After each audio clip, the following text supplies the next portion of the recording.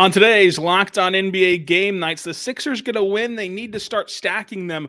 Are the Bucks back? How far will the Warriors fall? And more.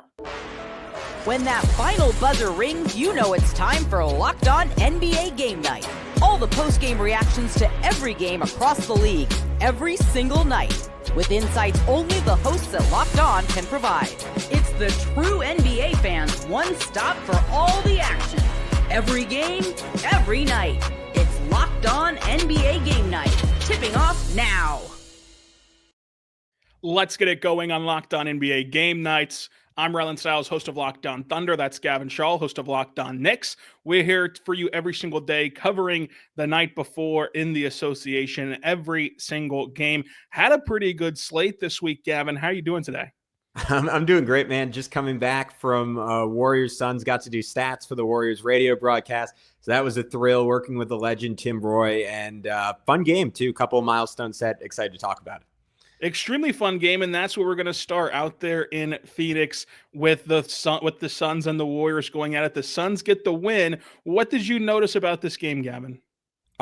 It was a weird game in that Kevin Durant and Devin Booker did not shoot particularly well, and yet it was one of the Suns' more efficient outings on the season. A season high 51.5% from three-point range, finished 18-35 from distance after starting a scalding 15-24, and this game was essentially not close after the first quarter. The Suns took as large as a 17-point lead. The Warriors had this late frenetic run where Jonathan Kuminga, after missing his first 8 shots, finally started finishing. Steph Curry, after starting off 1 for 8, he finally got hot. Draymond Green made a couple of plays. Andrew Wiggins was playing well down the stretch, but Phoenix was able to ride it out, close it out.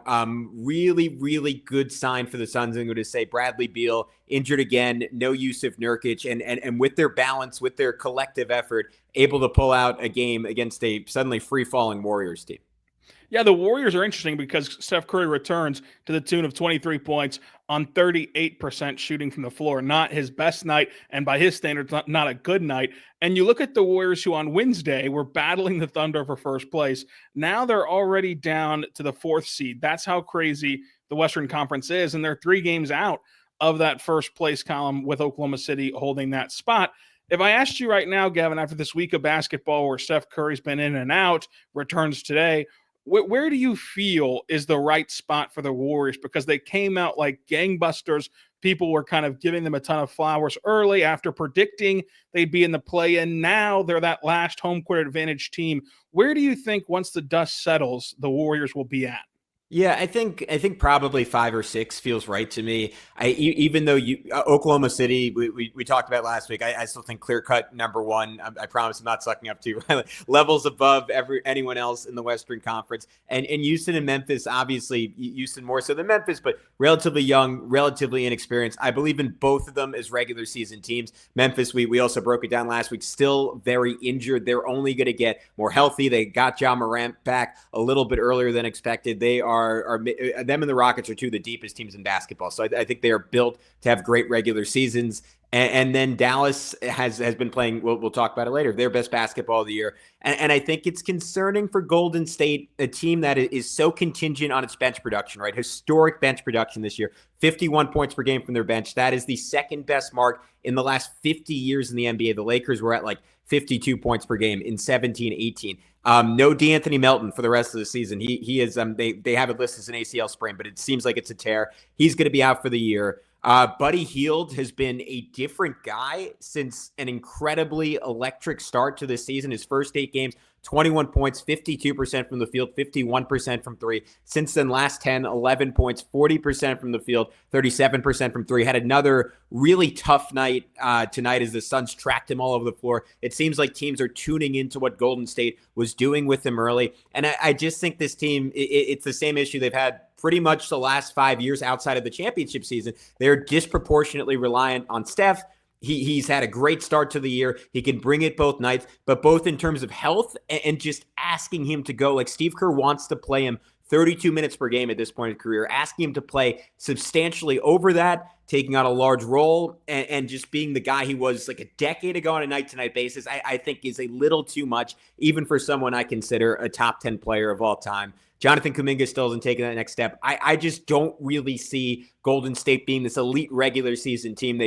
A regular season team that they profiled as earlier in the year. Yeah, I think that whenever you look at the new format of doing things, where you have the top four with home court advantage, then you have 5, 6 being safely in the playoffs, then you have the play-in tournament.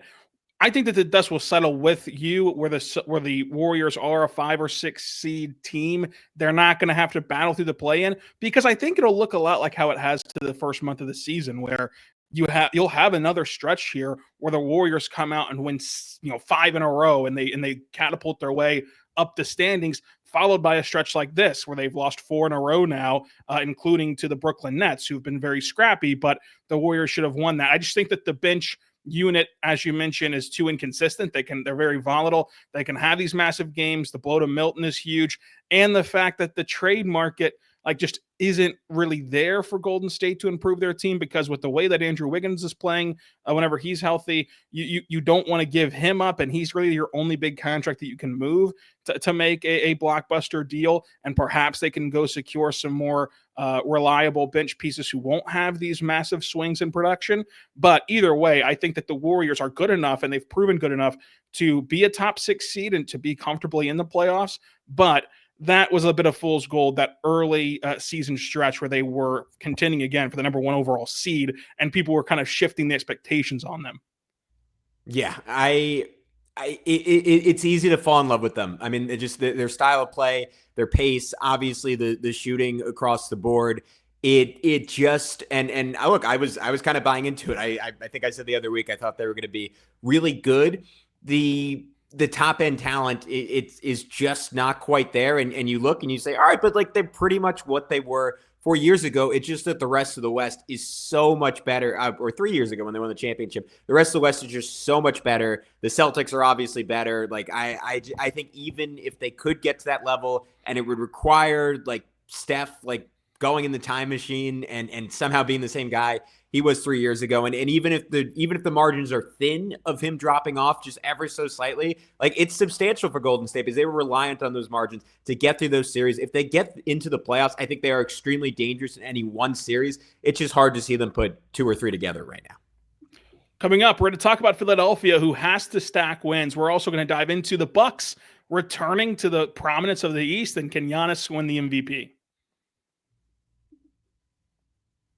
But first, I want to say right now, but our good friends over at BetterHelp, go check out BetterHelp today, because BetterHelp is great. I think that we all at some point can recognize that you can use the benefits of therapy, but some of the things that deter you is, of course, the busy holiday season, not wanting to go out of your cozy home into that December weather, not wanting to go find a brick and mortar building to go get the help of therapy. That's where BetterHelp comes in, because with the stress of the holidays and all that comes with December, you can really benefit from therapy entirely online, entirely suited around your busy schedule, and in the comfort of your own home. If you so choose, go check it out today and receive the benefits of therapy. It's an online therapy service that is designed for your convenience, flexibility, and suited around your schedule. You fill out this brief questionnaire, you get matched with a licensed therapist, and then you can switch therapists anytime if that first match is not the perfect one, with no additional charge for you. You can just keep filling it out and finding that perfect match for you over there at BetterHelp, where you can find comfort in December with BetterHelp. Visit BetterHelp.com/LockedOnNBA today to get 10% off your first month. That's BetterHelp, HELP.com/LockedOnNBA to get 10% off that first month. We're back on the Locked On NBA Game Nights podcast. I'm Rylan Stiles. Alongside me is Gavin Shaw. And Gavin, we've had the Bucks a few times on Saturday, and we've talked about their sluggish start to the year. But in the blink of an eye, the Bucks have soared back up the standings with a 6-game winning streak. They are 8-2 in their last 10 games. And Giannis against Washington went 42, 12, and 11 in their 124-114 over the Washington Wizards, who remain winless in November, went a whole month without a win. But Giannis looks every bit the MVP, Gavin. Where do you fall on the Milwaukee Bucks now that you've kind of seen two halves of the first month of the season? Yeah, we said it last week. I was super down on them. And you know who can flip that in a second? Giannis, if he plays like the best player in the world, and he's making a case along with Nikola Jokic right now. You read out the stat line. It was the first 40-point triple double of his career, which I was kind of surprised by. It is the first anyone's had in the league, the first since Luka Doncic did it this season, I should say. First since Luka Doncic did it last December. On the year now, 33 points per game.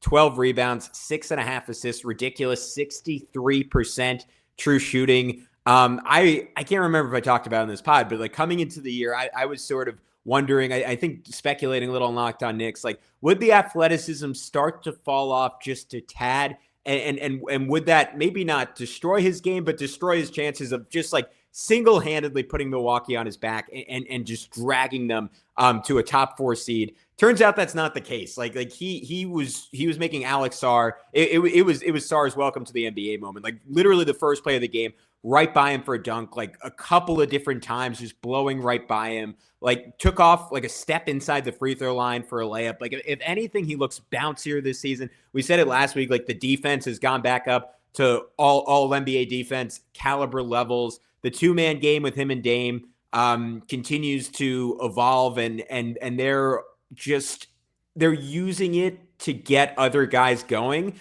Like we've seen Taurean Prince, we've seen AJ Green, we've seen Andre Jackson Jr. like all get going the last 6 or 7 games, and a lot of it stems from that 2-man game. I'm going to do a quick pivot on your question though, and just shout out AJ Green because he's someone who's really impressed me. I like how they're using him as a screener with Giannis, like set that one bone-crushing one that got Giannis all the way to the rim, had another player, they had him pop way out for 3. Dame and Giannis ran a pick and roll, and then Giannis just sprayed it out to him on the short roll. Like he is a great release valve when Giannis is drawing 2 or 3 guys. And I'll let you talk about it a little, but Brook Lopez coming back to life the last 10 games. Like to me, he was sort of the biggest litmus test of like, all right, maybe this team is just too old and too beat up. Last 10 games for him, 15 points, 5 rebounds, 2.5 blocks, 55% from the field, 44% from 3. I mentioned the at the rim numbers a couple of episodes ago. Now only allowing 56% at the rim, which is not vintage Brolo. Like 2 years ago, Milwaukee, what was like mid 40s for other teams. Like it was crazy, but still 56%. That's good enough.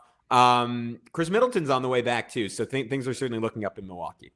They are looking up, and it seems kind of strange to say that a team with Giannis and Dame will go as Brooklyn Lopez goes, but it's true. Like you can have these stellar nights from Giannis and stellar nights from Dame, but the 3 blocks from Lopez, the 4 for 10 shooting from 3, like that stuff really matters for them in terms of netting wins, and that's what they've done over the last couple of weeks is get wins, including tonight against Washington. And you've seen that Dame and Giannis chemistry start to grow. Dame was 5 for 9 from 3 today. We've talked about Giannis's massive stat line. I think that you get that sigh of relief now after things look like the sky was falling in Milwaukee. You can kind of take a step back and say, okay, Middleton's coming back. You still have the trade deadline to try to do something. I know that they're very hamstrung with the new CBA rules. I'm not sure that they can do much.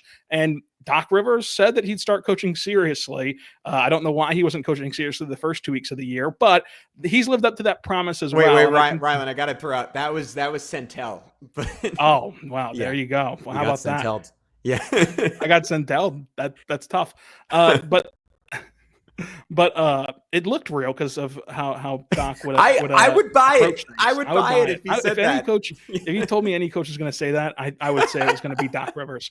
Yeah. But whenever you look at this Bucks team, what would it have to do in terms of the standings to get Giannis the MVP? Because if they're going to be from the depths of the East all the way up to top 4, top 3, top 2 seed in the East somehow, it's going to be more nights like this from Giannis. And if you believe that the voter fatigue for Jokic is there and they're not just going to hand him the award even though he's the best player, like, is there a shot that Giannis is the MVP of this league? Yeah, look, it's hard for me to say it's anyone other than Jokic. I just think he is like a couple of levels above anyone offensively. Like top 3 in points, rebounds, assists. That is with just absurd efficiency. It's hard to argue against. The case has been made in the past. If Giannis has an edge anywhere, it's defensively. But look, if Milwaukee I'm going to say if they can get to the third seed, I don't really see a world where they're catching Cleveland or Boston. Yeah. I think the 3 seed is doable. Obviously, Orlando, very similar to Houston and Memphis at West. They profile as a great regular season team with all their depth, everything they found with Franz Wagner. If Paolo Banchero comes back in the next couple of weeks, they could have a stranglehold on that. I think the rest of the East is very vulnerable. My New York Knicks have not looked good the last few games. If Giannis keeps up this level of production, single-handedly wills them to a top 3 seed, I do think voter fatigue could push them there. The thing is, as much as Denver needs Jokic to be a superhero, I think Milwaukee somehow might need Giannis even more. And at the end of the day, it's not the best player, it's the most valuable. So you can make a solid case for it. So I don't know about you, Gavin, but I continue to fall in love with the Philadelphia 76ers. I know better, but I love Nick Nurse. I love Tyrese Maxey. I love Jared McCain. I think that, of course, Embiid and Paul George are fantastic players. And after every win that they pull off, I just think, okay, this is the win that's going to spark them.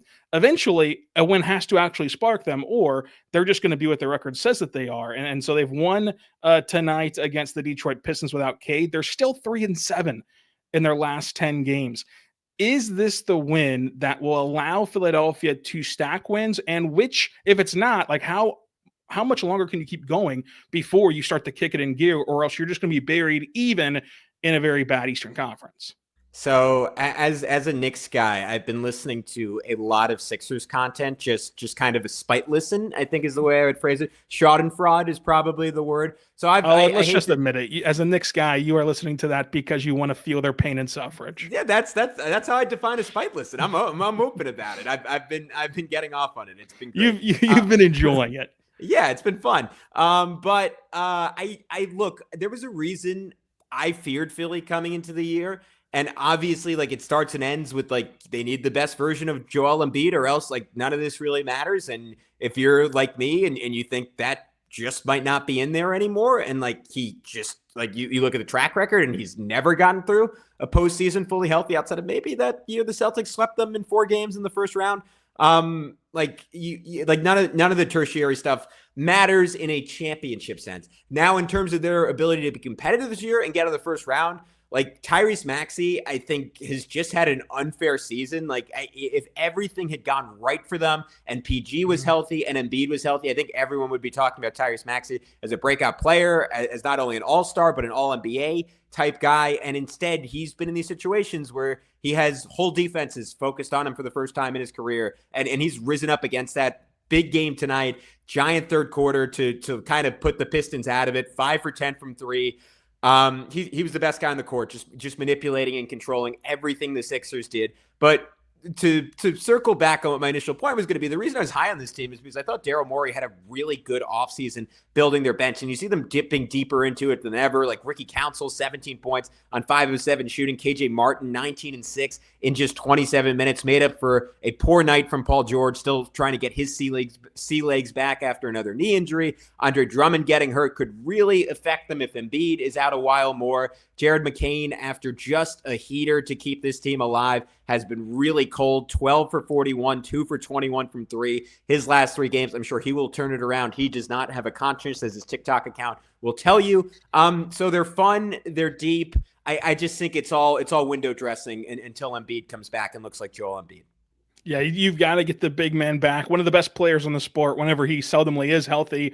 I just think that the Sixers could use this win against the Wizards to kind of parlay themselves. The Pistons to parlay themselves into back into playoff contention and back into kind of a reset, similar to what the Bucks just went through, where you get that one win and then you rattle off 6 more in a row, and now the doom and gloom that we had just last Saturday about Milwaukee is kind of washed away a little bit for their franchise. But you also have the Pistons side of things where they didn't have Cade and they still were competitive for most of the night in this game against Philadelphia. I think that if you're a Pistons fan, I know that in professional sports, it's tough to discuss moral victories, but this season has been kind of a moral victory season where, you are not just a dreadful team anymore. You're also not a great team, but you are in that play-in picture as of this moment. Clearly, they don't have enough without Cade, but even the players not named Cade Cunningham are playing at a higher level and a higher clip. And I think it's just been an overall success in terms of you change coaches. Now you have a direction, you have a new front office. I just think it's kind of trending in a much better direction. Yeah, look, I think they are a maybe well built is strong. They are the best they've been built around Cade Cunningham. The issue is like he's the only one who can drive the car. Like I was listening to Koo talk about this on Locked on Pistons a couple of days back. This team is two ball handlers, right? It's Cade and it's Jaden Ivey, and there is a big gap between those two, right? It is basically just Cade. Like if you want to talk about like someone who will define winning on this team, and you see it, like obviously part of it was it being a back-to-back, but you just see it so clearly, right? Coming off a 130-106 win over the Pacers where Cade is dominant. Everyone's eating. Malik Beasley goes for 25 in that game. He was actually really good in this game against the Sixers, 19 points on 6 of 9 shooting. So I don't want to single him out specifically, but their premise of this team was like, let's surround Cade with shooting. Let's hope Asar Thompson is able to get back healthy, and he gave a good 14 minutes. But after not really playing basketball for a year, he's still kind of getting his cardio back. Ivy improved his jumper over the summer. He's been sort of hit or miss in terms of his efficiency. Jalen Duren, I think one of the lone negatives for Detroit this year is like he's kind of taken a step back, and like often will have like good box score games that don't actually really translate to winning. Tobias Harris has just sort of been Tobias Harris. I say this all to say like it's very similar to the Sixers. Like they can kind of only go as far as Cade can take them, and they need him on both ends of the floor. Like his defense, his rebounding. Koo mentioned his weak side rim protection, like all absolutely essential to the Pistons functioning at their peak. I still question some of the process there, like trading away someone as good as Quentin Grimes this summer for Tim Hardaway. I thought in the moment was a little ridiculous, looking even more ridiculous now that Grimes is looking great on Dallas. But you know what? They have a solid team. And when Cade Cunningham is there, they're a professional basketball team, which is just not something you could say the last couple of years. Yeah, you have not been able to say that at all about the Detroit Pistons. So that's a huge win for them, even if it's not the massive step that Pistons fans are craving. Coming up, the all-around Hawks got a massive win to kind of keep them afloat, and the Dallas Mavericks are playing some of their best basketball. But first, I want to say right now, put it friends over at FanDuel. Go check out FanDuel, America's #1 sports book, because right now you can tackle the NFL season. It's NFL Sunday. If you've got some bets lined up, you can go cash them at FanDuel, America's #1 sports book. New customers, when they place a $5 bet, can get $150 in bonus bets if you win that first $5 bet. FanDuel is America's #1 sports book. It gives you everything to place live bets on the NFL or bets before the game or even future bets all in one place.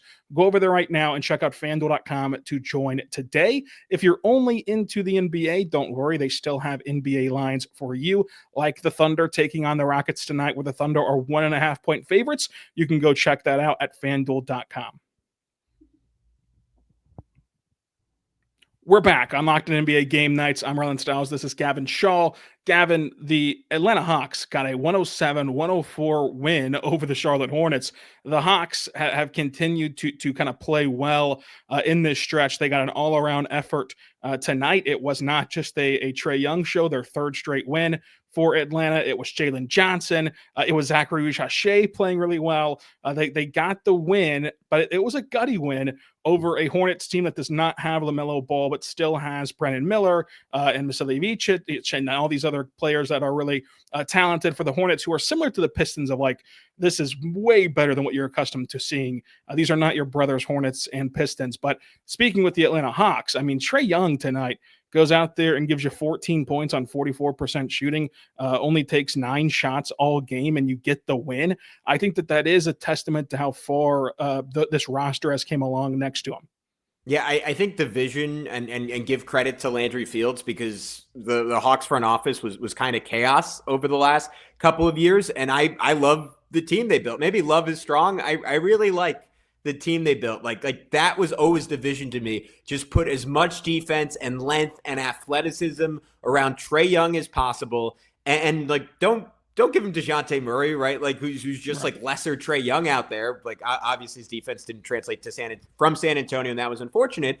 But like, let him be heliocentric to some extent. And the weird thing is, like, they've kind of empowered Trae more than he's ever been in his career. And Trae, to his credit, has given back. Like listening to Brad Rowland on Locked On Hawks, and like this is something that Quinn Snyder has cited a lot too. Like they've moved the ball better this year, and they're actually committing more turnovers just because they are a little bit pass happier than they've been in the past. And despite that turnover number, I think it is indicative of a healthy offense that everyone eats to some extent. Jalen Johnson has emerged as an all-star. Like, I'm not even going to say as an all-star candidate. Like, I think if you were going to make the team right now, he would be an all-star. One of 4 guys in the NBA to put up 20 points, 9 rebounds, 5 assists, along with Domantas Sabonis and our 2 MVP candidates, Nikola Jokic and Giannis Antetokounmpo. That is obviously incredibly impressive. He had a great second half tonight, another game with 20 points, 9 boards, also 3 blocks for him. And I love that the Hawks closed with Trey and the 4 wings, right? Dyson Daniels flying around defensively. Reshape, who torched the Knicks, but outside of that was like one of the NBA's least efficient scorers,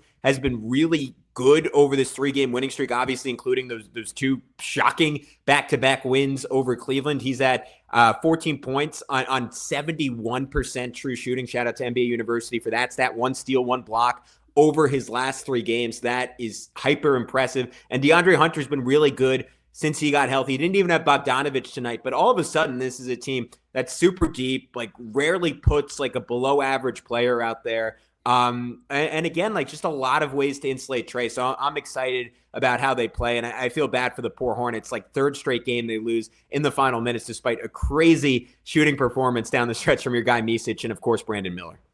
Yeah, it was tough for the Hornets. I think that's kind of the lumps you take as a growing young team, is these late game scenarios that play out. But I think that your point is a stellar one about the Hawks front office. I mean, it was loud. The criticism, the complaints about how the direction that Atlanta was taking, especially whenever you saw the messy Alex Sarr stuff with the number 1 overall pick.